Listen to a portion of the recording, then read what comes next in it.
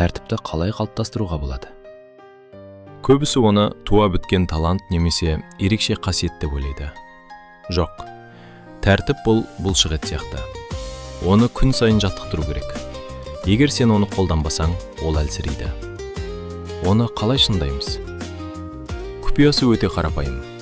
Кішкентай қадамдардан баста. Күнді өзіңе ең қиын, ең ұнамайтын жұмысты бітіруден баста. Сезімдеріңмен санасуды доғар.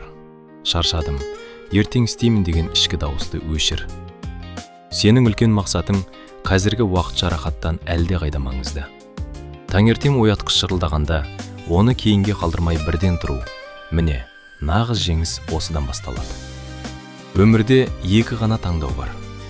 Не сен тәртіптің қиындығына төзесің, не өкініштің азабын тартасың.